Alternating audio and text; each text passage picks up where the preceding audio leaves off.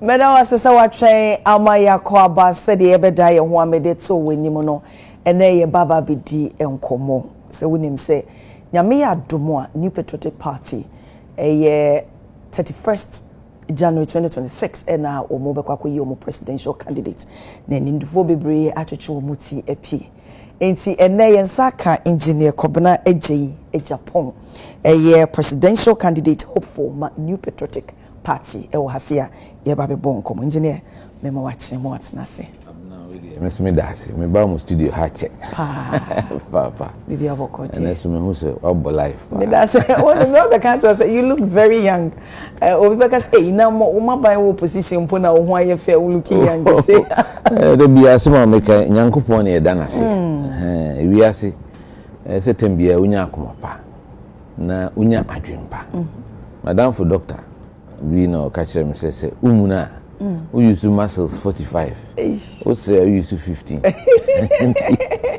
they're so easy they're better say to be best na wani beje na udi bone ache kame ba bebisa say medi wechi we interviews no na ade metie wo kasem obi I mean Ghana for sebi wo mo ni afika krade ebe enim wo bakwasem de wo papa fa mu ebe si sabre but wo kase bia wasama wo kan and say oh jai bone man just wo de bone che wo you obi a wo jai so you are a very forgiving person pa yes I think say nyina mesre obi a o sre nyankopon no omma wo sa achede na wo de bone che na eno boa wo because enema atwam obronyi kase you cannot change what has happened in the past and so betumi asua bibia free mu now they are guided or steps how they go in enti bibi toa esan kase enye hwiase a obehwiase na ne hia na nso ekwan abefa so a obesore enti mi de bia no me Methodist ni pa minye angel dia na nso so no sa akoma no ena ebia te se de okan mi sua no de me fa mu me papa wu ntem enti me bre na otu ana binum fi se da me kra de me murder enso so those days na o free mu within 3 months ni 2 year free aban dem se bi ni official car kra judicial service for G ama me maame to next so fafom no den kola akosku enti obre me kai se wasem bi akan ya so kotena oyonko bi enchen wo kolebo na se baby a first na wo ti a wa uchi mu nso no na fe wi eche wo sorry for ye wa ko bunso se na fe wi kakra wo so sorry ntem don no ko bunso na ja hu bi na colleagues ni bi wo no ma ko hu na no so a young man no in the national service wo tema nti ahomachi na ja ya na apɛ wheat bi edi no ko ese me twen na no baba 7 ansa na modidi ansa na yesen didi bio nti me hu bi akom de na minim de me ma fam nti me ho tema ena me so me feel say politics hu ni tema me ho se obi asem enye ware ho en hawa me ho untimi nye ni nyina bo obi wo ha party fo mo ba won cha e bi akasa de uni bi kra ekwan obefa so age no na wama ne kasa bi ebe na koma ato ne yem na se wafro phone na wafa obu okra no ni microphone na ti ho peso o chia so ni mo keke na je ono so de atu ne ho enti me de my phone numbers me nsesa ada since I was press secretary okay BBC ya Ghana ha May 9th disaster then Ghana Telecom me 2 phone numbers me na me manage ina 37 for the families no near the president conform me control for a week just to with a software no near to be able to talk to people, counsel people. So phone e dey kra me wow I said now until bi oni mi bia ni mi OTO number no dey bia wo me ho from 2001 so until me feel say we are there power a transit especially MPP for any NDC for the yakum Efrim akum Efrim nti efutu am de ma enchirima no especially say political power ma enko wutrim eno ne hayen nti am ujitum say amanfo ya power ni oh na say utimi hu ibi nanti akura sesa me I was press secretary to the president, the rank of a minister mampeni tu what's here me na 24/7 nso mama na nkomitrim sa time kra ena ma nyese me befun bibia bibia na metie me date ho na masi me dying in the late 90s and sana me da bia me sire nya me ta me struggle se nyankopon ma me si me dying sana ya ko power me pese me ko power na afi na me ko pe asase na wan hwe ya kasi aban sika na apart from that na esa na temptation na ya koya kese enso so metimi si me dying e ko trem okay that time is legal until say na me hwe ho say na bank lay na yewuam emma me kai say then national security coordinator Francis Poku e bia ka chem say me cantonment say you opposite GIS ho na e de ma me ko hwe na am say daddy ma me ntra me mpese me tu abetra we china bi adwuma hwe afi na san asesa o niam wo me dan o hade I stayed throughout in my own accommodation man koso so anko precious ya man asase wo ha saade na yade amichiri mempe what belongs to the state should be held in trust for yinina nenso so governments after government if you Rollins time no more started sir mo fun aban asase so you see redevelopment rezoning and no civil servants in didi ho oh here wo politicians no wo dey say oba no ma ye say oh asase bi da ha ye be ma mi no obi hu no ofa so mo didi gumo ma boji se na me ka kire enti ya na politicians no ye ne the whipping boys asembia ba na dey ato so of course ne kwaso no because ye na ye kosre nipa se ento abamai and eventual responsibility lies with us especially with the president as they say that the buck stops at your desk and yes I think say as a people yes na unye ni so say said the mo ankasa politicians and said the musi toto ayampia ma ne mo no we ye kromfo obi won opposition party na wo kromfo na mo ba bem na mo be hwie sika na mo say am so mo ba na mo be hwie na even within the same party ne kampo no obi te wo ye hwan enye party ne ne ba ya nka wunye obi a wonim say no so ne ma yen no manfo no so ye hu ne say ne mo so mo be hwie ya ba no kre sa kasa enye kasa efata de bia me twe yenko yechi 2007 na me abrante 44-45 na me the youngest of the 17 aspirants but still I will look at abrante e from mojamu ti say dia akaka kra bi wo na then general secretary NDC as say o chairman see din ketia ka asem bi na mkasa sidu asem a wo kan ofu say ye ne opant hu gu ye hu fi e baba be gu politics hu fi. Now, if you denigrate politicians ourselves, if we treat ourselves so badly, Ebema is standing in society, Ariase. O kachre, me pese me repeat as well. Say yeah 17. I say ma can be no kachre. I come for 17. Me pese meka. Oh, and I'm catching say men kasasa na wechina. Unim uso betimi aba power. Na minim say within a year cry you will lose election in 2008. But it's here. 2015, na me general secretary of the MPP. Me call mo conference with Kumasi. Me come solidarity message. Me catch them. Say for the foreseeable future, MPP ni NDC and Ebesho Mines. These are the two big parties in the country. Inti ekwanya e faso dinkita ho. Ekwanya e faso e respect ye ho. Eno na te say the okay inipa behwe. Inti yenyai ayampia ne kasa enim obroni fre bi slash and burn politics, and that's what is happening. Ghana ha ukase ye ni gise be say nipa ana say ye bo obi hwiase sa suman no ese free ho obi ye bone a ye ntwena so, and I'm perfectly for that. But the glee eni gise bia na ba ye musi hu so obi hwiase a enye whether it is MPP or NDC, it should stop. And that's why I'm calling for a new politician, a new Ghanaian. The BM engineers say recalibrate your thinking. Now you who say party politics, nti na ye frɛ no aman yosem ye oman see ye chichiri oman no so I believe the centerpiece of politics is the welfare of the ordinary person omo eni bie no omo na omo hu hia nye ye nyankopon adom ye kakra because say me bay me drive ya me dru na buhu say oba ogina wiem wo hwa ade eso na enu be 200 cedis kra na ne ba hye na chi o chefa na bo na fifrate no up and down na fifrate no na say enye wo enka wakoma we believe in empathy and me politics now me because you see there's too much promotion of self rather than the collegial mentality say obia bringing everybody on board eno na aha Ghana na yesu Ghana for so ye ka ho adai ye enablers ye gigi niema so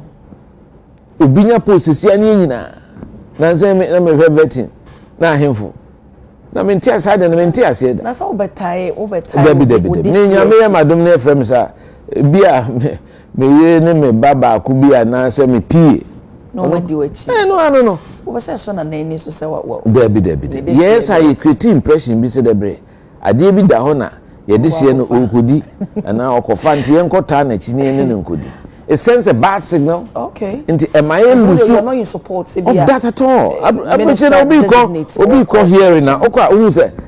The group food in echi. Young go aye niema bi na nya ese. Okay. As a people, na idea ye culture ni bi o ha emwan. Ukọ abem kra na obana uniska yes we onimya so ukọ abem kra onyeska. It encouraging for wealth. Enye I want people to have a sense of fulfillment. Say ubetimi asum na wanya hwe no I expect bibia. So you should be content with the spirit of contentment. Ade Nyankopon de che. Yensre na obi anya bi. Nene kola na mafo abai. Timi de me no me fa ne say me abrante enso manyini. God has given me an opportunity to travel the transition of politics and even technology.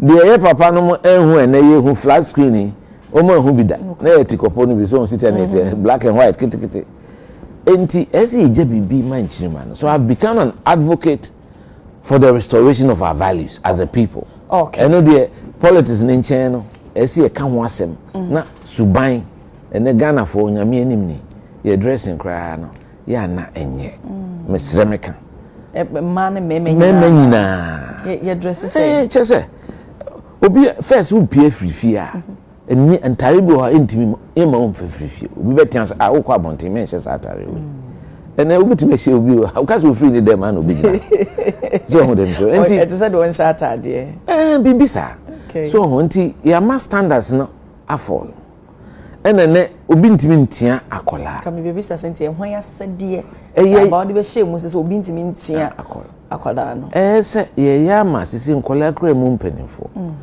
ena social media no so de amane makra ase kra because obi hye ne dem kra otimi set up TV station ensemu a emfata ensemu a ya enye no kra na ye di gunipa ho fi enye it's Ghanaian, it's not part of our culture enti yes enti se ye mpanifo no ye di enim ne kire sa suban na ebe mo yes ano ebe brase na nso yeso e begina ho ne ye toto mane ye ho na ye very aggressive because of politics because at the end of the day ye kwa abem ye ba yetu unya hataban na watu ye nyina ti asase so na sometimes ubetime hia pani bi odi power na uhunu nipa kra nkai o no kra nipa kra nkai o because if you ask no obia on a time me say na me passport ba nti me still me pay and I was a presenter like this many years ago.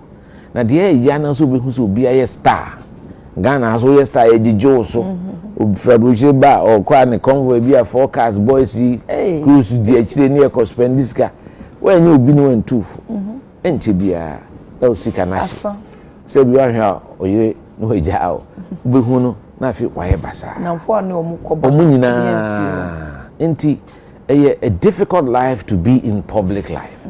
Inti ya yesusu no yesusu na say na me say nkrofo kan article 71 na say politicians no omu kufia unya de ho koka adwuma pa no wan hwe a untimi nya bi chense bia wo ye lawyer wo ye doctor na akɔhye wa clinic ana wo ye lecturer na akɔ back to university say wo kɔkyerɛ de but so ye business any other say bia me my press secretary to president that time wo frɛ CEO bia odi America na beba wo frɛ abema na aka say afi wo kɔ engineering consulting work uko ministries bia afi wo kɔ ministry let's sit na reception sit na papa won na tena no so di bia ma yeah no go but you know intiana a difficult for them inti wo munya some parachute a year friend parachute a year the mom say ja fa crowd ho kakra na hwe osusie inti very important those are things social nema a high as a country and one thing that we don't even speak about population explosion now saying you suddenly at TBB Ghana Social Marketing Foundation no more check condoms so within the last 20 years the population is almost doubled. Meanwhile, Oman no asase de expand you. Nipa na be more. Nti one, esi etufo. Na sebi o, wo mo eni bi no, wo susu ngo. Because ya na eha. So because a critique nkola it becomes a burden on the public treasury and on the society. Nti de ni die ni kasapa entu on. Nti ususu senka ni yie mu a enka obi a wo say. Oh, me feel say 5 enye se ka utwem 5 me dey 3 nanka me nya 2 anka meka ene ma ba omo ya school nti omo kakra ese ya mo bio and you ne say so at least what ma 5 a e okay 5 years and so go beyond at least nyankopon do ba wi ase so replace wo na replace wo ye nti 2 at least now insurance ba kun bi aka ho bi na ba kwa misbehave sanity omo bro sa no so said now no so yenyinya empemfo bi omo asenke ya ho wo mo a enke bi omo ma medicine o ende no kre ende me nkasa enye no kre enye no kre na ensusu family planning ari ya me ehia me pa nya me ye madom na se party for Jimmy Tum na yesuma me na Ghana for ame so na me ye president. One of the things I'll lead in this country is family planning. Any parenting. See, parenting, ahiasi. A man between Pia, your master copies cabrefi. Copen away. A lot of things are say because standards are falling. First, now see if I want to me and funny maybe in coffee, we was at Onya and and then all the cockrane ye. So them shonti, Sani many idea, SCF, you should buy. Affecting a public life and ama Ghana baby ejina minyini se ade nyina ye nije ho we have to improve it. Okay, yembra party now what ma Ghana man nyina ehu ni so ade hu na si we ni so se opese won so kugina se de waka no party ji wotuma no mind for our so baba bi di Ghana enim but since you share within the party now I think say metena make say obi aye okay ewo womo ayawdie ewo womo wantwi womo bekasa ekasa. Do you think say stage na mo party ewe we obi a wo betimi aka mo nyina mabom say one party ana em say wa wo kan say me obi a me wo hunhuma e de adeche because ye ka obi a ya twi na boss pa we party ma kameka say me ni omo e kan say kra almost station master. Nenso so me feel say party na me dom. E na me pese obi asom osom no. Enipa beba, enipa beko. Te say dubo hen bai a okọ. Kofo bai okọ. Akufo ado bai okọ. Enti se wo do nipa na eye party na wo do no na wo de fa so de do de yi no. So into yenyai individualism as say as a cult figures be nipa tai nipa chia chinchina we ankwa ene mo obi enko ana mempene sai suban no na ni ho na me abrante ye ne tai Dr. Safuodo echi young executive for ne mrante no na dodo na ne tai Dr. Safuodo echi in 1992 na je Kufuor ho Professor Dubois Ahen ho Mr. Kudua ho Dr. Selby ho ye koto abai Professor Dubois.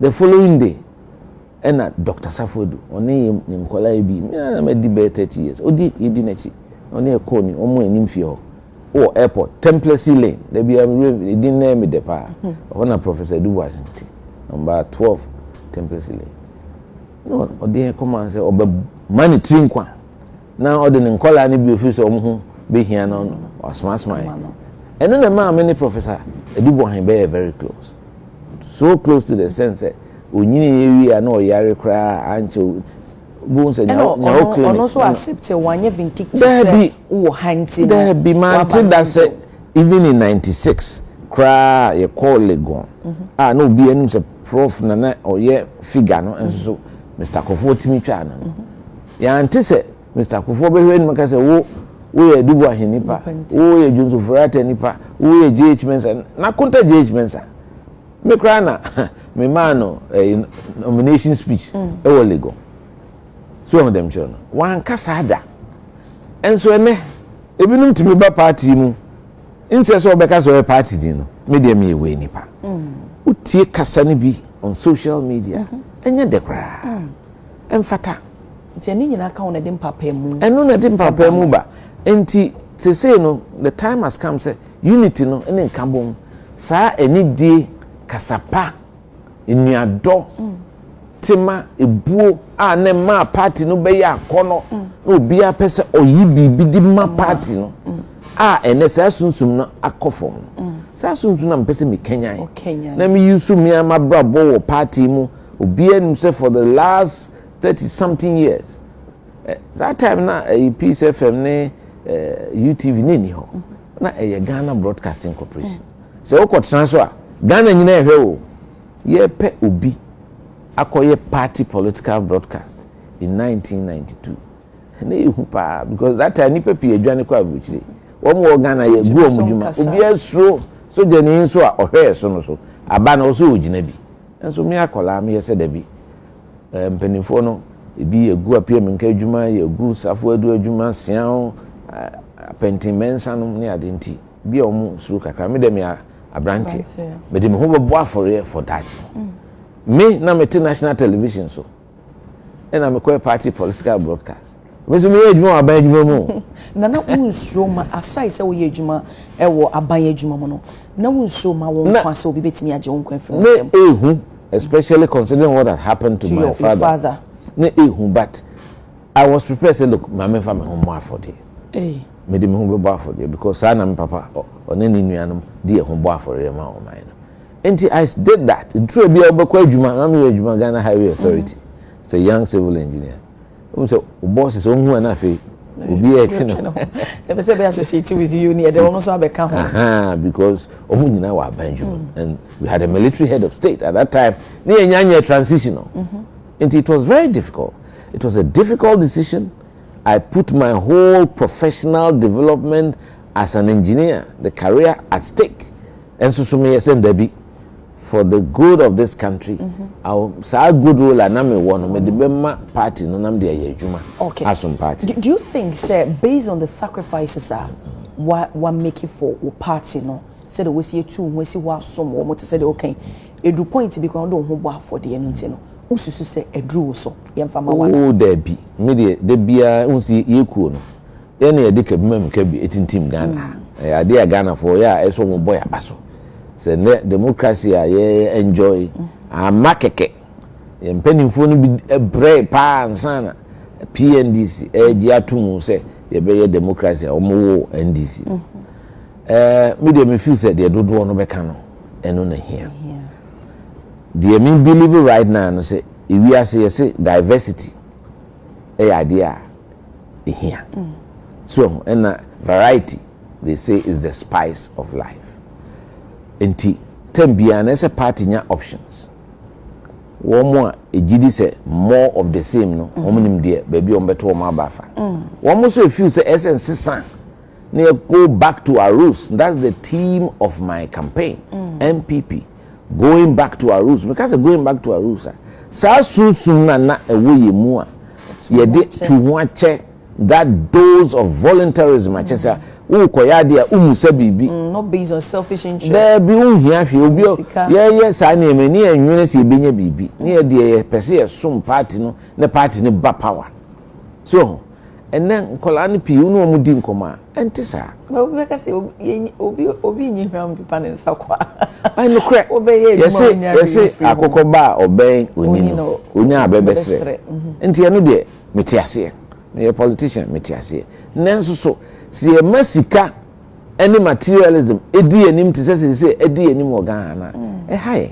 enti yen ye da party na no yen nyai sa kasa no ena mi uska ena ma yesei ena me na dabi eno hu hia di hia no say yemfa edo enko sa akansie kasa emfata na yenyin free ho na ema omo owo akire no enhu se papa yi ni sunu ne banti no mekra politics no minya bi ameye na emum omo na oya mse na nsan bibi ba ese bibi babies with sharp teeth yes akoba ne se Ghana ha no wa na oya na ya ma opposition na ti radio so na TV so na wo cassette enipa emfata me gidi say especially when you are in opposition you are trying to appeal to the conscience of the country to win hearts and souls your language has to be persuasive adia ma ye ho kire kese and the bia na me catch communicators no say mo kasa no ano ya koso dodo especially considering the economic difficulties na ewiase nyina afemu a bia kan Ghana se ne ho kire no ba wo kasa na wo kasa wo di aho kire bia ni ho a eso man tete ase se aho kire ba yesre mo se ni nti but munya gidie se ye be hihye nema ama nipa ho ato na ukasa oboso ya yesi ye ne yesi eno no is off putting okay ye kasafa ye kasa ho asemi se what to say obi wo mo party no na nipa no nani afi bia ni dibre bia wedru na bia okase wo ye hiani enkense se wo kasa ni mo se ana so because oh na se we dey se bi oye non entity how do you feel yen kasasa ewiase obi a ye nipa nti yen kasasa ese odi bu ma o yonko nipa nti saa suban ene kasantwie saa yen kasasa me de mesre ne se abana yekoto ese o show options me feel say advantage am wo especially ne say many all the flag bearers in this party from he started politics me no my ejum okay me some Professor Dubois me some Kufo in fact President Kufo be president all those in 98 na me di candidate Akufo Addo campaign enso so hu sa abrante o ni ma pa oni mo nti otweme ben ne ho ma obeye presidential candidate obeye president me na me ye ne kasamafo wan kasa me support Akufo Addo ntino on ma me men no there be wan kasa onim sa ntete bi na ma pani ba ko si we free mu money din e ko Akufo Addo agent o kasa no omo this they just say but no odika edidi agro ma efe okay so on them sure what boss to say President Akufo Addo that I know within a campaign anyway mame train yembra ne say me kai pass time wa na mo party no edru point bi na say emu ai ehuru de wo benie that na mo to me pa nyese bi ehuru woni body ba no ani abresos pa say mo to me and that was the time me kind of say you suspended within the party do you think and feel say we ye bone and you suspended Debbie manye bone bia why bone no okay manye bone bia there were people who felt say me politics I feel say a ground game I had to believe say all the 275 constituencies at the time as operated to say infantry units are kwakon because abano ye to no constituency ye to no declare ye to no region ye to no national tina I wanted to strengthen the party at the base until for the first time as general secretary me may be accounts and my party no you use Ghana Conventional Bank because me feel say eno na ye Ghana Bank eno so e baby a ti say ehia say this is free headquarters eco party nya afi na me dey ko so region ansa na akọ direct ese ko direct because ene with Niema Abef Niema, but press a button with account or circular. Oh, be answer can the so okay. A call Susua, chairman, secretary, treasurer, women organizer, Nipa 9, enim who be no my bo executives na mane na adwumadia e de o meni so mo ye no ma ye okay me yes no some of the regional ifo no omo feel say bia ma fa won ase na mse da bi in my view regions there mo ho sem be hwe the constituencies no musu musika ebeba that was the beginning of the issue. Okay, so we because a dear potse and omugina so mo de suspend. And you say obusa o mo. Nje be see na wunni ma. There and someone o mo kan fa se nde na propaganda. O mo say me party for no permasem. And someone can say my taking decision unilateral. But party ni obi a ye ma wo letter. Oh, me letter no hwe ni so permit me unilateral o me phone so. Yes, state you. Yes, be communicate with me and communicate with me bio. Be see na. But they know the American say me party for him say masun party tie to Obama me boom watermale tie omo nim say party I've got deep roots in the party tie na say e ka ensem a emfata e fame ho because me pese me call back abe keka sa ansem me say my trans studio ha Agya Kwabena me explaining bibia and I say ko bi wo bibia after all these years come there ba say Kwabena enchi me ba o Gen-Z saba obi o hono mo a ye kan say enchi na me chire ma chire no enchi say enchi na ya me bisa say enhefo say de be obi kan asem na waka say me say waka say me pen kabom enti de ye me ya ne say mpanimfo no bia na me no ma ye adwuma da muni mi suban munim city amete masom na mo betra ho na mo ahwese BBC ye de beto me so a onim se masom da because we need me subai na me kase 1998 bi di nanado campaign on timi kase me fa ne tekuda never me ye president kofo so press secretary obi no odi fin e kan me nti me de blemish de me make sure say me ye me niam pepepe na se party ni o support party why woman organizer na me mano waiver se bia o bi o niska enti o sika obetua no ye ma untua half because me pese me encourage ma no almost stand there we are the money na say na no within mo party no but no come charges no oh obi o how ya brantie no mo bi a friend afag accountable bibi ICCS obi but no mo the political advocacy me feel so mo boa party no pa let's opiso governance no person of course standing now we are brantie na so we are brantie nti usa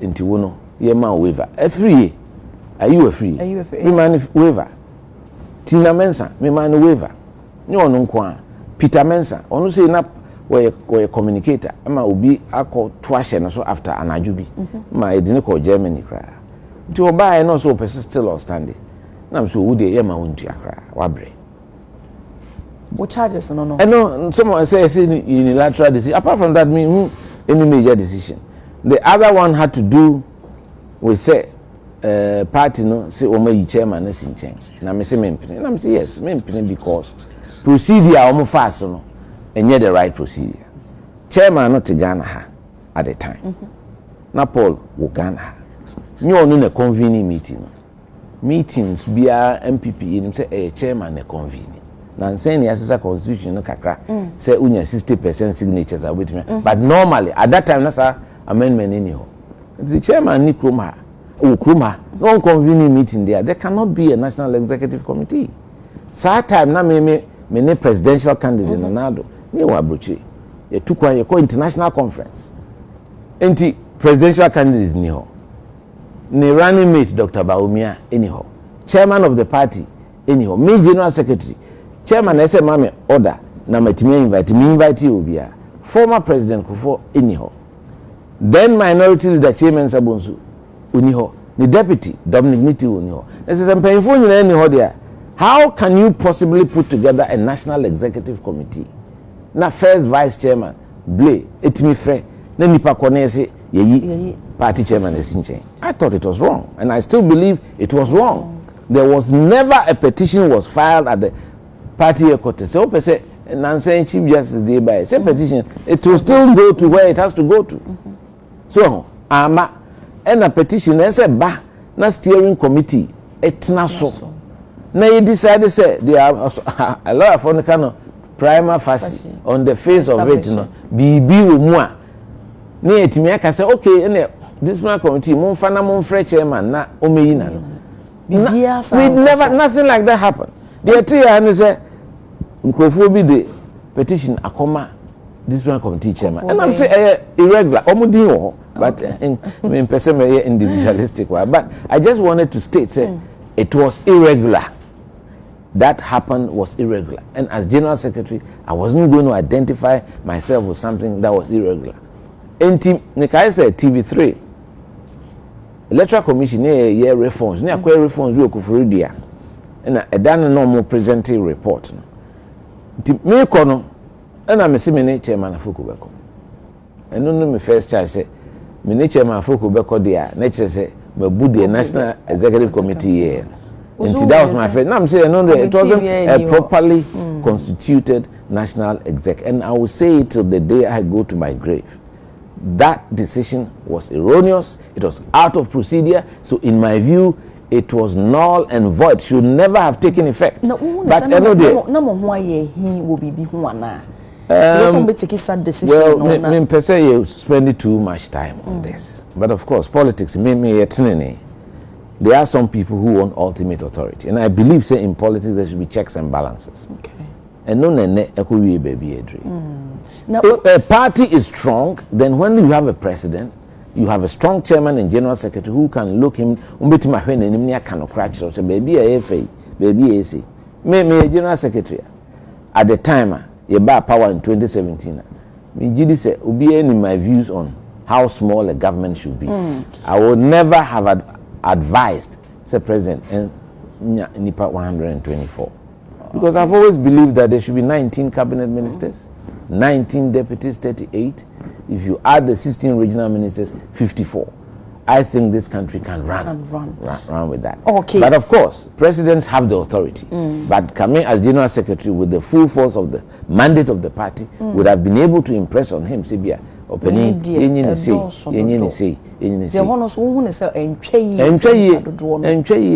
it was clear. My share a Mamim Bisasa one a Ibrahim Mahama on Temu Etisen Sanse, Obesan Tansani be on the bones and they say, yes, I say, we are no watch a Wonka, and wow, when I came there, baby for sure, Bonasi, Bino to us, I was so baby, so now I can't also history. Oh, directly, no, I wouldn't and now young could be so, and I would de a huno into Sabre, Montem, Ibrahim. I who not no, me just even Nima will be named no company, and now young could be so now, and no crack. The American say, Miss Shana, me highways now, politics, no.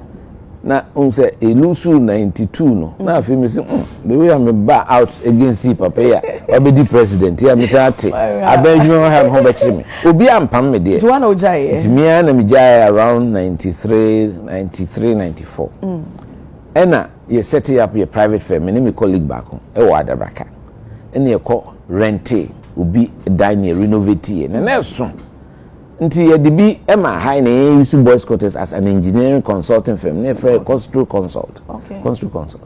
Na sa dan ni mu no. Madam for pa ba ko e friend David Amankwa, David Walter, otiase.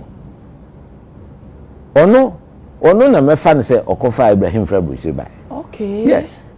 Nti so on be join mo group. There be no more a different company. Okay. A different company. Nti no be fie ho Timoto so that those same Ibrahim Opemoto near Usana and East Legon ha so not here or my major stomach or East Legon Miss meet East Legon to only come if I can so tisro when another time I brand now that time I call you maybe or boy say my Tommy BM them near didn't you could describe me no one and so now Usana me pay time papa so and Ibrahim the minimum in the 90s. Okay. In the 90s, into me a year me one say because if you honor David Amankwa making me sister penny a friend Irene Amankwa or worry Bomti Akufuado so dem yenti eya busia na etifi o dada no talk am na nya no kre o sti ase mu musa no ma me bufu no kra o pa me chew nyina se me ka chen se ntika wontimi mma me ka se nya no kre na when you said that time no so we a lot of disservice because you be say sama yes mankasa unya no me we the bombs bo de am se me no na me feel say ye adwuma ya hyehyɛ primaries akoyie ma then candidate Akufo-Addo onya be 93%. Wo mo ese me say me mpese obey yi na ya ye bibia afefefe wa win massively. Ya be parliamentary primaries in June ye primaries be 251 one day. One to say anoma ananse pin atofom because with the pepper ye hyehyɛ bibia by the time I free makonwa so on December 10th 2015 na ka be 4 or 5 constituencies ye ntache na bibia call fine because me dey me feel so ma ye koto aba na pepe ye wo ho wan hye nipa na obia koto a eno na ma ye nya 169 seats eno na me ye nya 169 seats okay enti me dey doing things properly in my life that has been my conviction na ya na nkrofo feel say me tin dodo politics we say we flexible no cre me tiase but you shouldn't cross certain lines nti enye no cre da ena me ka say Ibrahim me fa ne se minu aketwa so na se ka say obi kura bo bi aka me ka say me maboa no sen pa onim because he all power no na nipa bi pese gu na adwuma onim me kan onim nipa cross so to the be say me frɛ oboase any minds say we Ghana ni woman nye na adwuma woman nye na adwuma wow enti say me hu na che okay me hu na che me hu na che omo winning elections na me frɛ no congratulate you no okay but me nanim say dey me hu na say ache say ye bon komo ya o kan say o dey pepepe yo ye sisi wo bi a o mpe hu ne say nye kwampa so you're not against asotwe say me punish obi so say kwampa so a say we see gina mu ekoma eye that time chairman Paul Afoko eni no one ne ntem etese o menene na say Michiano flight so impufri mo ni nyina be friends Paul we say we as me hu wache me hu na che but say because said is here ya mumie nu nyina na ye yimu fo yo nti ye na a ye wo ekire ndi hu ne say mo fa say entafo bi sa you mo kon na krana there be look Paul is a very good person, a very nice person, very kind. But say we as men kase men no kon na krana we had a very good relationship. We still very nice. Me sending a message wa ma there but me sending a message but me lunch me campaign there nti you know we say one bad there but e be so keka once me ensem training there say oh at some point no who betray no na maybe ana yesenka wo court testify but wo feel senka wo ko ma testimony na I think say enemy bi wo ha onime anya adwene but it's okay we are say you can disagree me feel say party no o mato abama ene da e kwan o mo fa so yi esinche no enye but still party timi hu me ho say me akwa gina court say me ni MPP etwe wow ntimi me ka kire ne say onjai engineer na hu ne say de usi pepepe yo na say ye de ade adu na enya woda you need to speak out na pepepe yo and na one but now we are saying as what party who buy against because that's the only vehicle that you have. You cannot destroy vehicle na Ukraine say opese wo san betre mu san twika no so enema piti misisi wo wiase abusua mu ne ade enti ho ma me nkire mu because sase mu nkrofo aka enya no kreso so na me ka say me eye bia we can betray and say because e nkrofo bi kan okay still e bi de kan enti na me de say wo de bae no nya de aka me boso because ye po bi a ode ne ho bo afode e ma Paul de anka ye me because at that time no say me obi a me opportunist Enka, yes, suspend and make us say, maybe now I was general secretary for 2 more months and signed a year me feel because I was fully convinced that my and yet to be no more nyajuni. So them children, me no almost nyajuni. So intermediate, in fact, one thing happened there, and then meka. Emma me say a she candidate Akufo-Addo. Okay. Na ye wa abrochire. Ya trip. Ye twem ye free Holland na kodru London. Sata na me wo school or Leicester. Enti me say na me kostra no quickly na mabane a to aso. Akọ Washington na say akọ Canada na it was a trip for any presidential candidate. Ye ko share party for. And I tell say asem say yes Ghana say ye chairman esinche. Na me say enti ene any demo me confront two candidates na ye nyina wa e den na Fred blame etimi aye meeting also na me say no we there I don't accept it say me no kwa na che say de mo aye no me fo aso I can't do that and what can say me jano ho oh yes and me de masem e ba ko pe and I know say he didn't like it because eventually he said I had chosen Afuku ahead of him. And I'm saying, no, I had chosen principle. Because somebody who's elected as chairman, you are the candidate now, you have the power to stop what they were doing, but chose not to stop it. So in a way, you feel so and also became an enabler?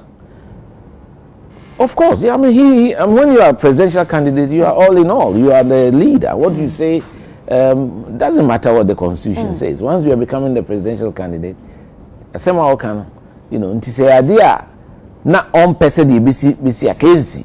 Nti in my heart I blamed him for that. Nti me can say sanity there may come back to Ghana.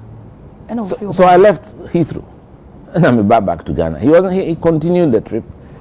He wasn't happy with it, but nti me one was say na Paul and an Nkrofo say I took that decision. Say me opportunity coming Nana Beko after all me Nana pa. To say behind Taman Bay General Secretary, no me catch and say we Nana say the fufu. Because me know Juma starting in 1997. And I'm called Nana office 97 first. Me catch and Nana. You can be president. No sure. Come on, you think so? Kojo Thompson number 57 Kojo Thompson. Say na de me na nanteche. Timi ni me stagecraft ni. So, enti me catch and say mo onye worried. Ade a me dwen ho ana nkrofo nyini no. In 98 near 6 pen yetimi di na chi. It is say parliament nipa 3 pen sorry out of the ni colleagues 67 or so 3. Christine Checha Crunchy and no ba me yin bi me lunch Asante Achim South ya Benin da ko ono so buy me lunch ni bi no atiwa that na atiwa ya one those 3 pe ni nya akukuduro say ebedi Akufo-Addo echi me Kwabena Agyei Agyepong me nua me ne bo tafre kusua tafre and no na yesu was there Mrs Newman Victor Newman we film no a director of research ono and a brigadier Numensa people don't know Brigadier Numensa. No, year 6, you free Nanafie East Legon to set off on the journey in 1998. Inti me catch them say nana. Me fear say obedi president nyenne. Na obi anyu no me na me duty. I took a risk at the time when everybody knew Kufuor was the main candidate. Because he had just lost an election in 1996. And na me feel say nana na near ding obetimi am here face Rollins near you my free ho. Inti me tarnish. So to do that,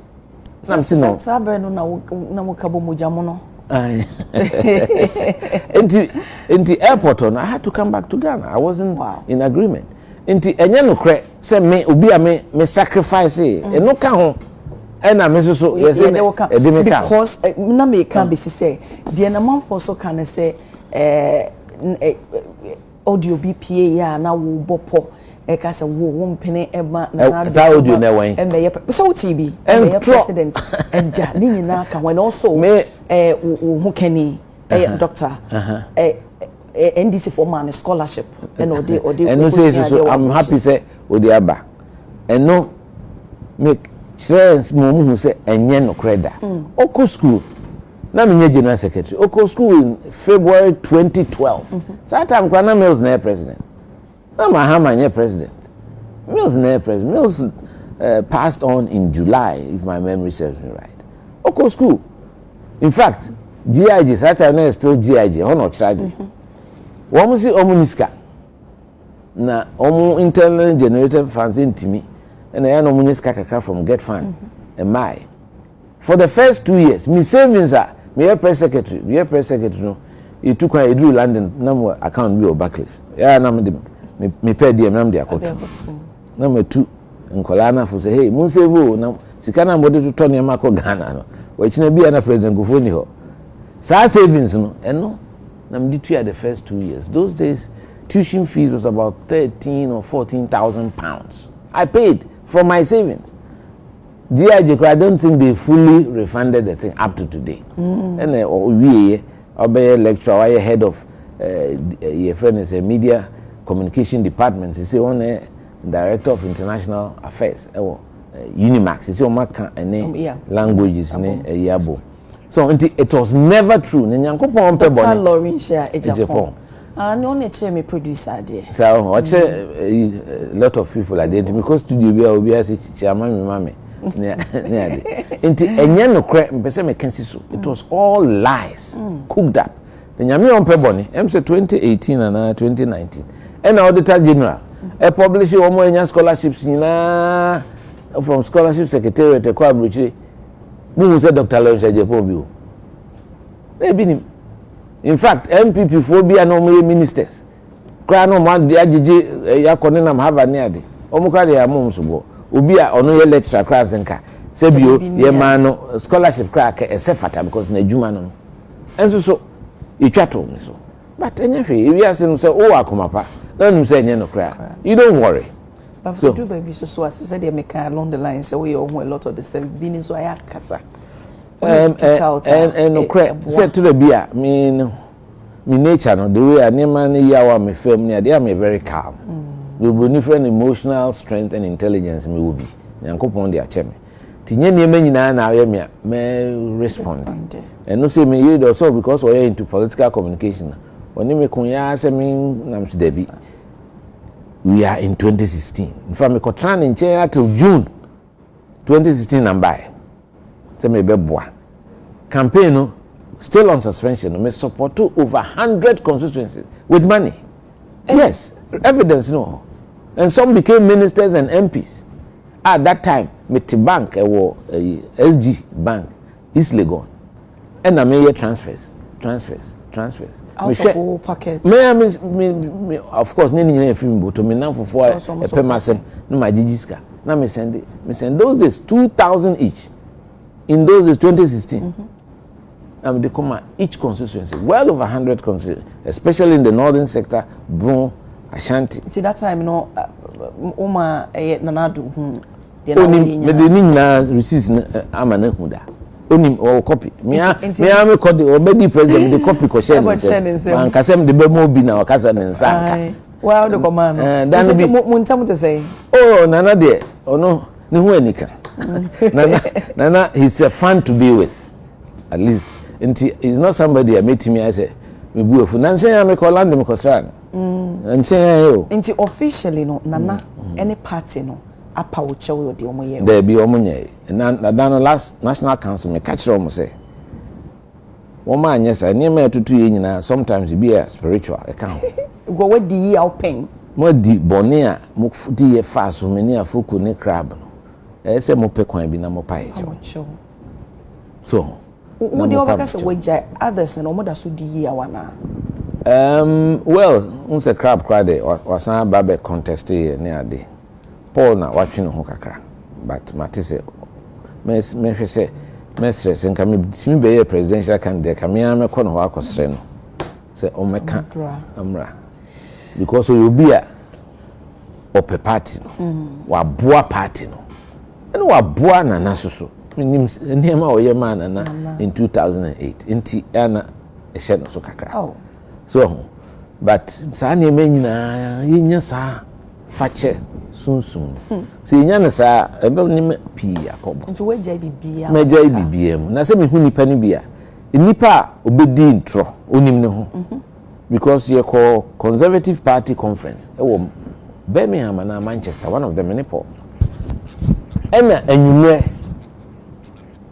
and to me, I'm so me free Leicester, that's not school, Uncle Jamie. And I'm so, me do Manchester, I'm a free chapter no.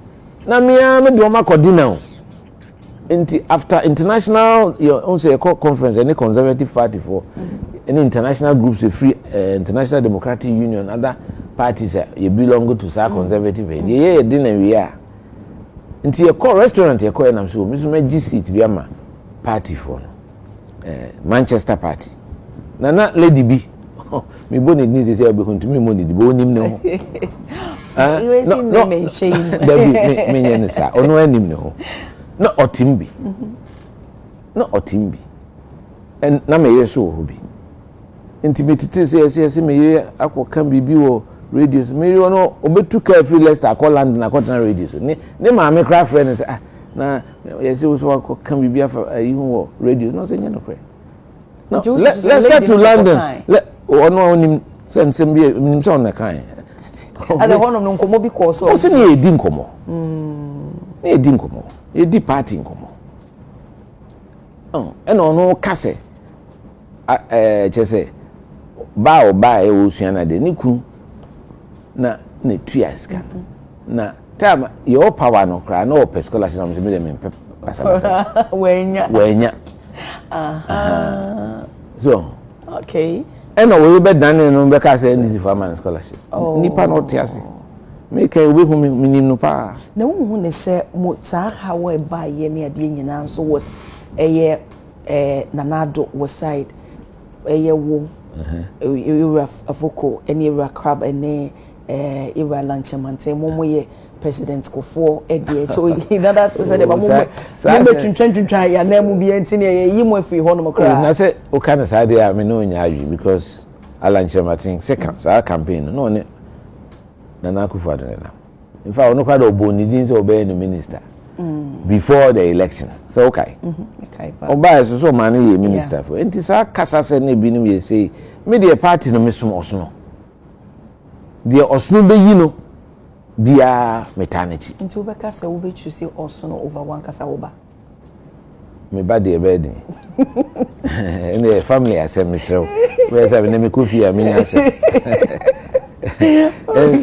So as someone making because I say me answer me last me year me official announcement questions be koswa me ntiase e be say na dem we Dr. Bawumi antem and I say and obi say you have jumped ship na say ship no the NPP ye nyina jump ship no say so wa so ko no say bi o mo said the last say we NPP na wonne no akoba na NPP di na udo party no it is your sacred responsibility say yeyi nipa na ese otanachi we you akomam I was expecting so one more year akomam ameta na chintem no wo na ese mbuso asem na nya mia beginning missing the bi papa yenya yi no there were issues and no credit o ha na aka ebi no fu say ya chinchin nipa nsa na edi ama no personally when now was our issue ne be where there were issues I mean when you are in government there are establishment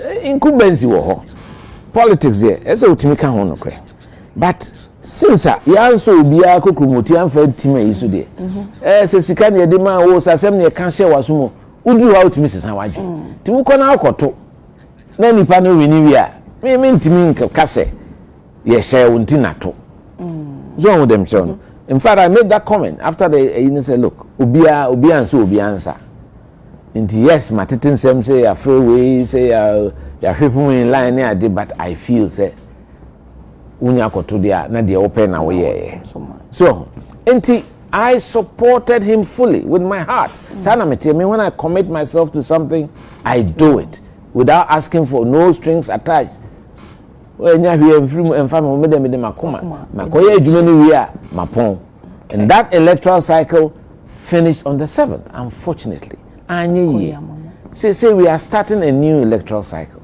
Yeah, koye ne say na me catch you be say, hey, that the mo busem question mo busem say koto aba obi weni a me en ko support na because who ko support na say nipa na person ko bi ma na chese enema no bi wo ha yes ano ye na se mo boy abaso mo boy abaso na mo bia because ye kwei ye nim do be wene me de me se nyankopon and ma sempa ekoto party fo ni me se omo pese ye koye nim enya obi obetimi aka party na bom a wonim party mu ananti mu asua from mpanimfo da rocha no adubu ahenum ne Mr. Kufo ne Akufo no asua mu na ase a ene ka mfu se eyemia mo de mamia me hwe party no because minim party for bre into the welfare system that I'll put in place for our polling station executives to make sure some so bibi kakra entimi ntua omka eno de obi obeka sa bia but parties they make sure say you dues no so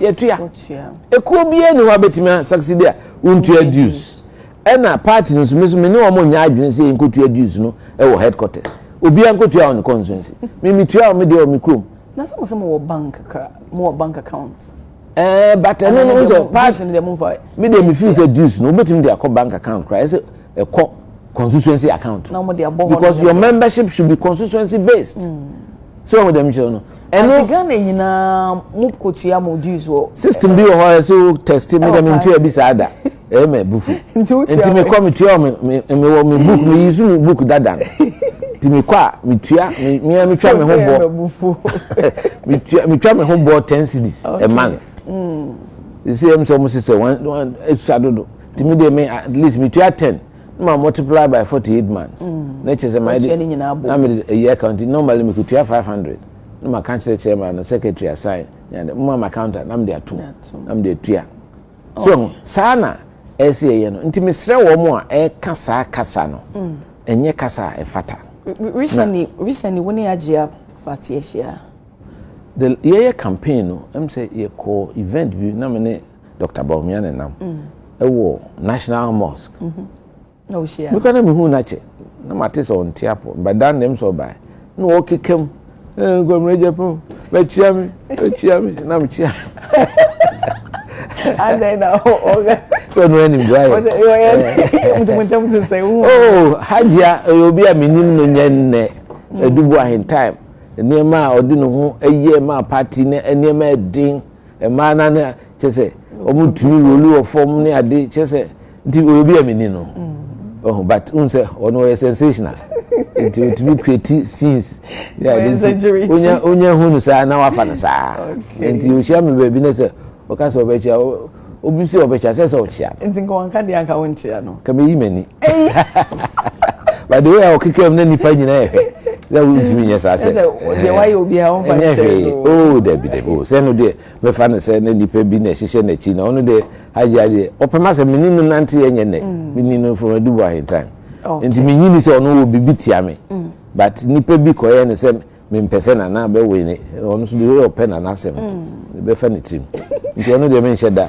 wo mo hihye chiri yes a ne me na mfata mpanimfo bitimi kobopo pani ba ko yemontia wo oh omo se me Kwabena Agyepong odikufo achi odi press secretary onya dollars bebre o se it say bro nti won pese ensem na o tape so me nsa kan tape me de ko bomb candidate Akufo do say opani epo a omo bofa me huni omo se omo nko radio so no nko di matem and I intercepted that tape obi di breme obi opema se wow na me de ko bo kire no won office already na ye den o should be di say na ye politicians ye ni niema etimi koso so that some of these things maybe I don't believe in these things enema sa no enfata enye me de me se obebo bi hu pobone de me nye bi da menim ye nti da bi am yesi me nkodi sofo what was the politics na okay so politics na wo be di me pese me som oman menim se e pese yesesa oman no delegate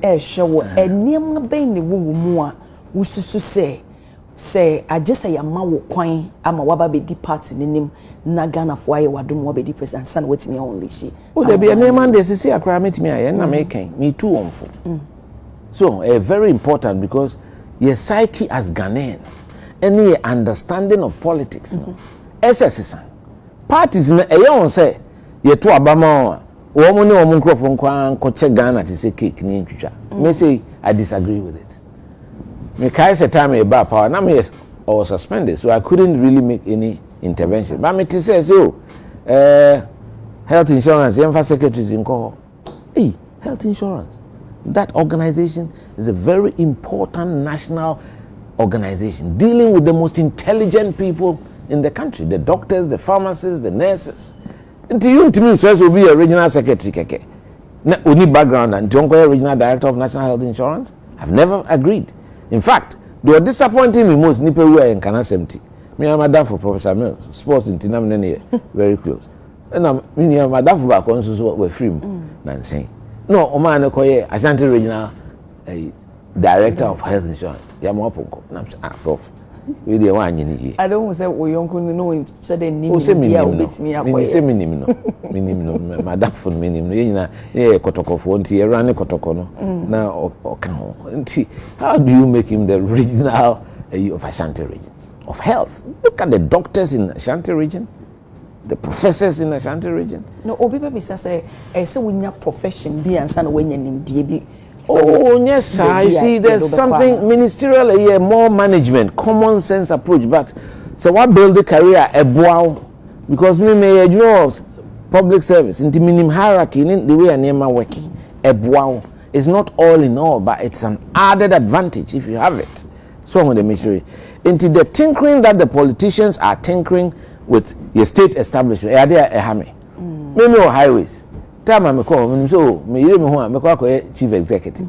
Chief executive for the Metias say Article 71 my president Kwai. So Odi will be back. But definitely that person has to be an engineer. And a civil engineer at that, especially in highways, because there's a civil engineering function. So Ubenya there, don't take somebody outside the organization. No when you miss no so can hunting and when no be on no fake title be normally at all. So say and say backward them in Tiasi. Ghana, what is this obsession with doctorates, Nancy? Mintiasi. Doctorates, look, when you start with your bachelor's now broad, into near be but you don't go very deep. Uko masters, I know what take you area or pay. No, I go deeper. So you do a thesis. Uko doctorate, you just take one. And so it doesn't make you anybody. We cannot come to say, we were doctorate, just say, we talk about health side now because we young queer then we say in the be and go for fake doctor be so called. Oh, there be no fake doctor send America. Make sure say be earning the respect of the people. And then don't put misfits. And who say various presidents in the past who create organogram of certain organizations like GMPC, like TOR. We are no more MD, no more general managers. This is SNIT. They don't have deputy MDs. There was a reason. So MD no on the political leadership and general managerial direction. The general managers are technocrats. Grow up. Until Baba president, I feel pointing for general managers near there. Need the institutional memory and knowledge of the institutional. It's wrong. Say Yama and Kolana Juman. What will be their motivation? Because they say until no be no compare politics. Because now my bar. I've seen some of the appointments and I've been said to myself, no, this is a demotivating factor to the public services because I'm going school. Almost there. Obi wa Petroleum Commission, Obi wa GMPC, why engineer, why exploratory, why say. Since I kofa Obi so me CEO.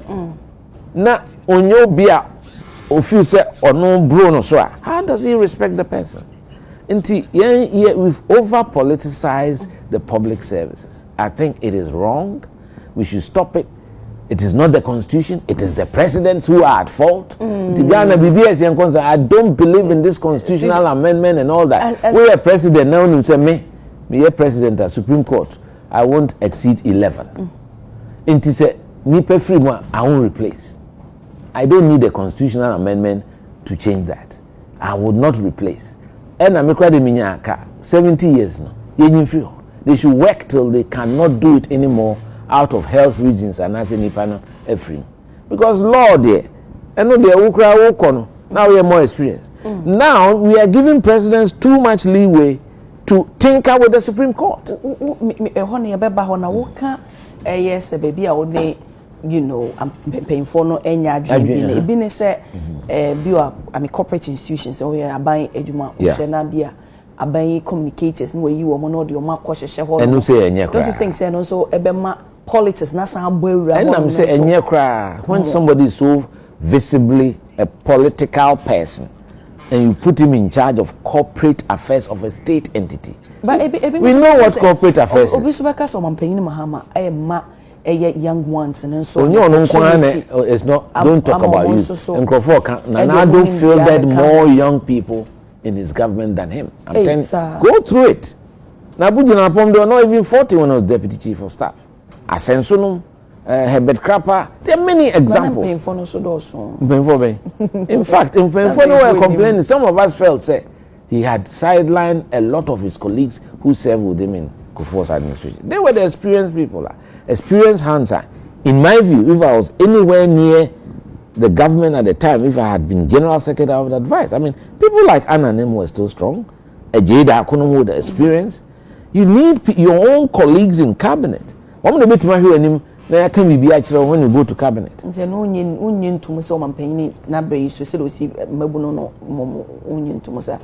think he's being populist. Okay. He's been very populist. And yeah, there I saw yes. Ono cry there. Na say me hu na che nti bi ni no enhye dan kasai. Me ma me wu ye na me say o mo bom nsan na check akra. So uti a hu se me nsan ono ne papa hu ye. Me tesa no haya na ne papa ye ko ho. Me ma me say ko yi nti me ken president.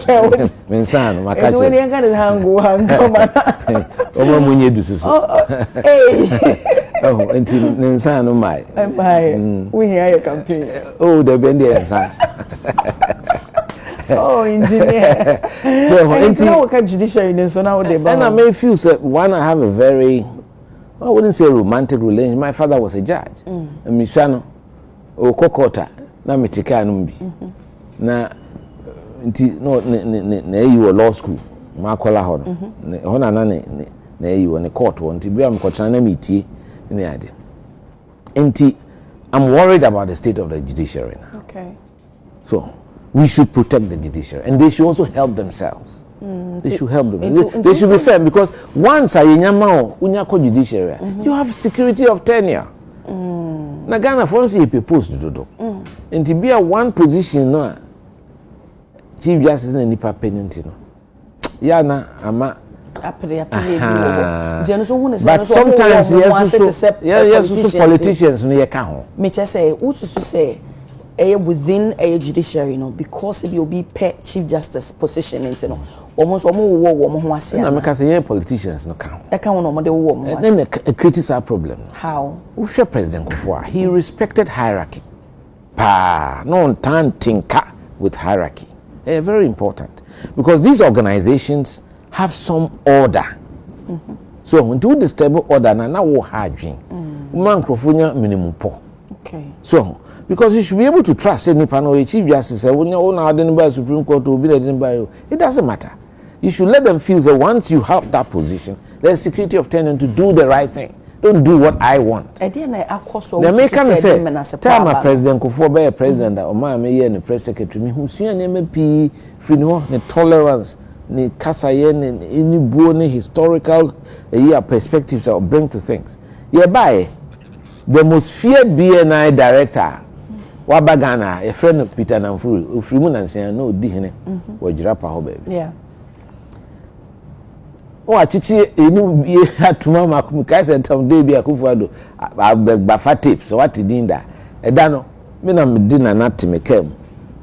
Ni chi on the acquired quarters. On the Abba, we are come dear me to a Mikako 37, I'm a cotor pie, and an answer to Fanta, and a Fanta. And I'm the command on Sunday. Oma, Adiana maybe, yet now 3 minutes to midnight when we release it. See, uncle. Somewhere day. So at time, say, statesman, I co publish it, Rollins, a beat, videos, be a real who side in some a dozen. So, ain't Omachi Nana, because one any publisher of Statesman. And she be a power. Nana, I attorney general. I feel you call national security meeting. Sometimes not a year by IGP. We're free BNI IGP under Rollins. So, dear by Kofuan the way not go for soon and free, no be a fool, so Kofu managing until that, I say, then beside times near State House. A renovated castle. Ti started Kufo started was State House. Na meni Nanado jina former president Nanado say president who kasa. But don't say president because of affection. Ti e bo mudin Kufo ne nyese bia e bo nim but Clinton ne adisane you know.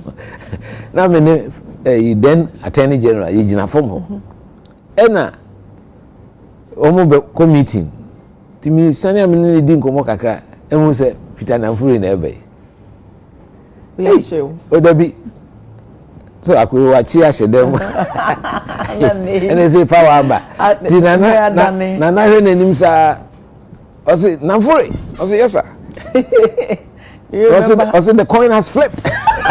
I will never forget that was another very interesting with this thing. Was it the coin has flipped?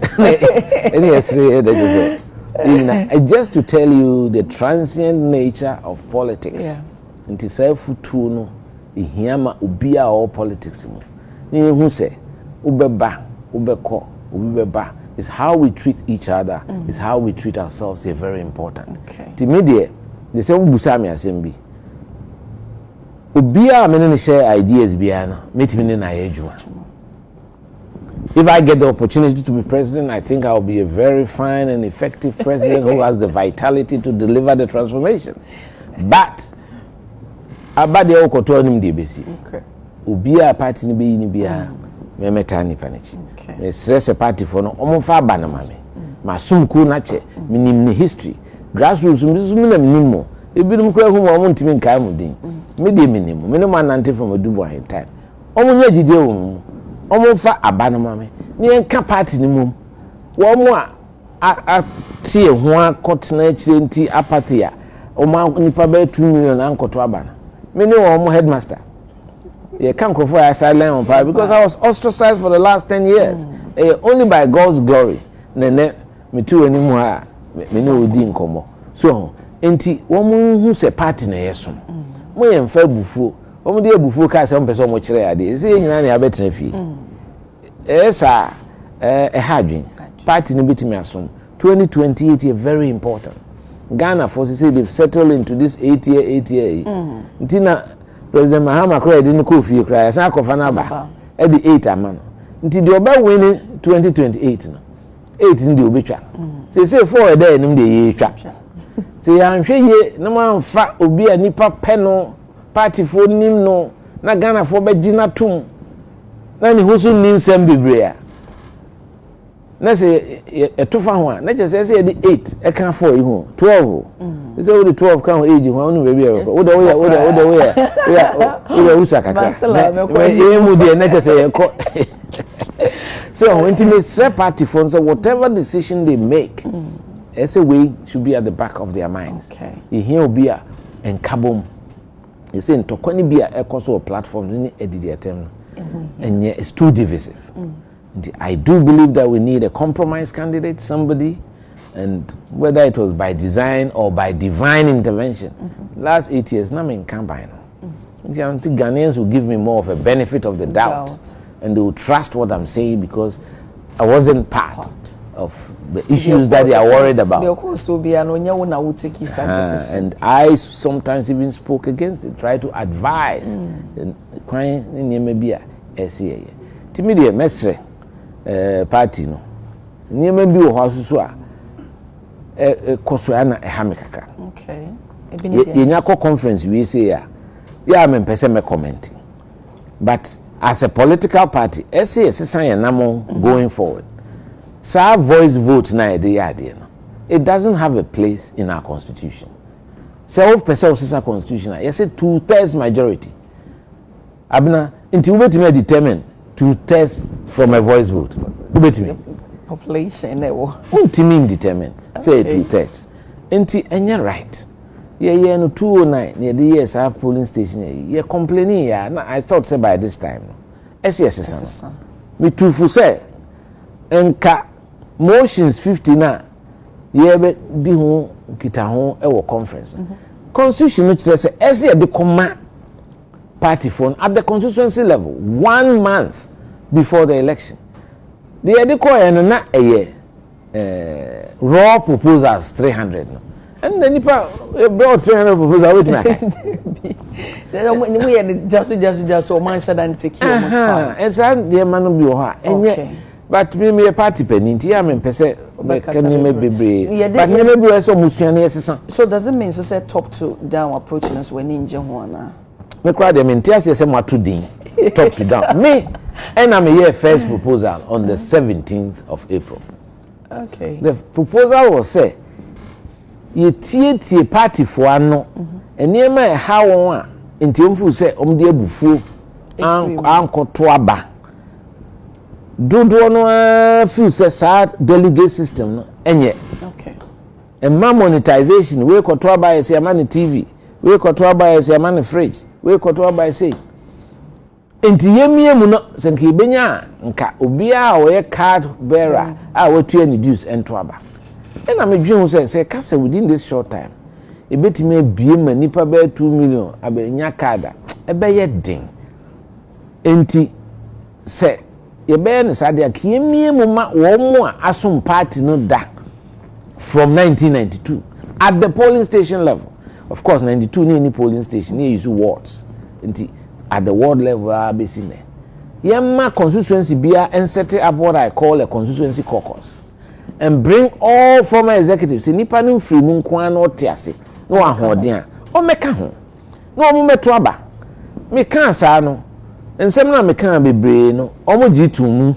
Nti former ministers, former deputies, former MPs, former DCs, no me ade nyina ne former executives nyina say do mo ebeka ho. But omo said that no so. Omo edoso and this 555 polling station. Nti because say empese ekwa echi kra from 2010 yes sign there. You were registered no. 2014 you were registered no. 2018 you were registered no. Apart from those who must survive all this the way no. PFM. Omo na ya na omo te atena a independent candidate because who say MPs no obinya be MP mo say na oyibi afrim o di nkrofo abehye nti wo mo afrim no na omo de amemremfe atifie eduru de eto am so na mo amkoto ba ono so wankwa na yire ne manyina enko enti me de adwinkyere ba se nka ye ma dadafo ni nyina emeto ko wi ase a omo se omo agye ne me na tum na polling station de ye di 2 pe na be kan na se 2 yi de nti ho na be yi 2 no mo yesa na chese be ma the trouble aba enso so eja ye call council me kan bia omsi tu na ye ba congress na stadium the obeda team debate he said voice no ye loud obeda team debate it there was no opportunity to do that any the fm na they hasan ha me kran say yes me be the sunset clause me congress no e do ba me free on tem kakra because I wasn't happy with any money be also free on mo be me free on tem kakra okay because after they see nipa tu no e dey kan hono so a yes chance to presidential ni bi na say kojoko no jira ade no mo pese mo no after the most ade presidential and the most important election tie no there you call council last time me can say look polling station for no yes omo mandate nso ye omo be so February ni January there e kwan nwa enti me national executive committee me either say wo the 31st no ye okay me election dem pese ye nentem na free ho na party no mojo but me me catch a polling station for so oh we dey need dem ye se bia ye twa mo mandate no so but ye pese moto we no bi enti mo me anye polling station elections November and December na ye fa 2 no meka ho because 2 no times 40,000 80,000 this are 80,000 no meka ho na dey ebie na ebie.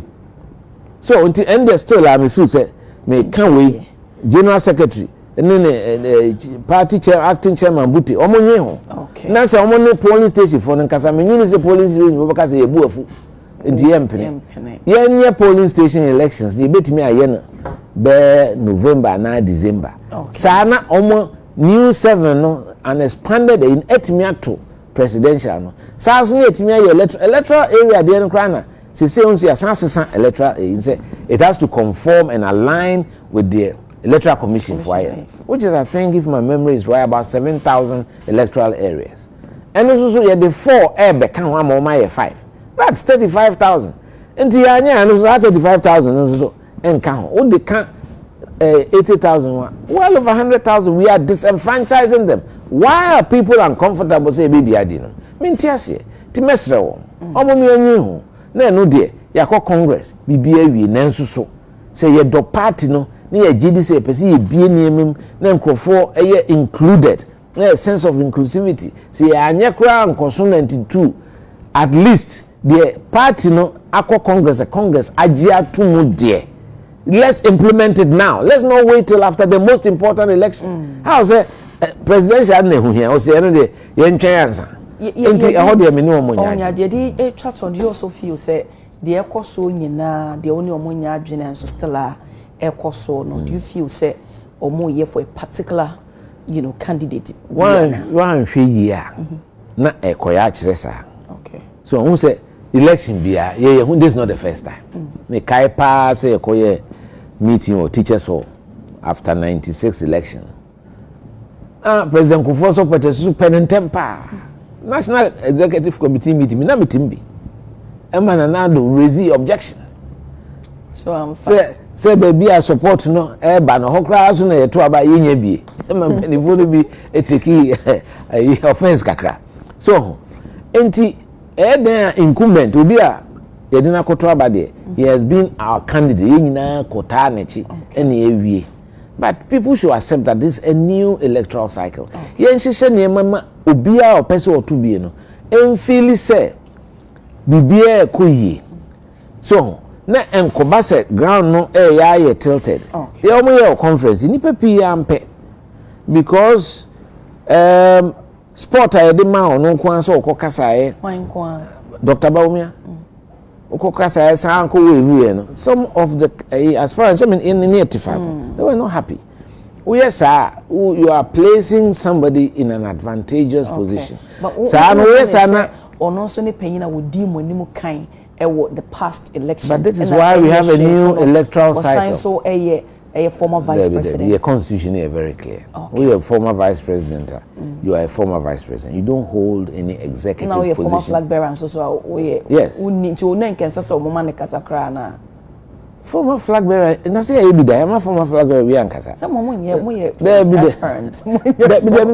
there be pass say we are aspirant. Okay. Say and say uncle build here. It's different.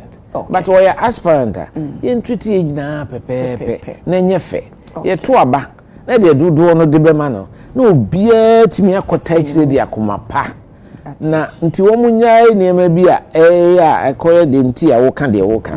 So I think say it's good and assembly da ho yen waye ni yen ka no kre no me de me party na me so ye koni ko yi ni bi wa beta na chi ye ko yi mi so a me expect say ono so beta na chi sa na tie enti yen to ye bo na yen fa enkabom enuado na emu yen kai say apart from say be yi nipa no yen hwe de ne ko Ghana fo animu a like say obetimi any o confidence na obetimi asan atwe ye 2 million na free echi no kwa ne hia me to win back our lost flock. No munum say KAA Kwabena Agyei Agyepong de on do struggle bo utim me no man nanti ache o munni mi fitete. Okay. O munni mi fitete nti o munwe me ho na o mun kai me na me nti bi nwie we so a me mo bibi about me nua Charles Kodjofo so. Okay. Enura me ko chia na ye me duru okra de no oye no because weeks before me na my friend no because o timem o is legal my pen nyuma from Yankola Brema and then I fine so na say bi me costa na me so on tiapo de ba na me nim se bi se bi se afunye mu pa ye edina nka emanya nkopon yo me so me da se pass ye to yen safre ho na waba ewusafo ha sei na bebema kwa me ye de me ne engineer Kwabena Agyei Agyepong komobo no ye de esi ye ma utim kwan so ye wish well na me nka ho unchi amense na minim se etu minim se the next year beba no na obeda delegate ase say omo ayi o ma travel what nyame nshira wasem bi no obisa ponti ye de si ase ye da ye ho aba ye ba pa ye ba be di Ghana e ho nkomo nti wadare man ko be bia ye beba sese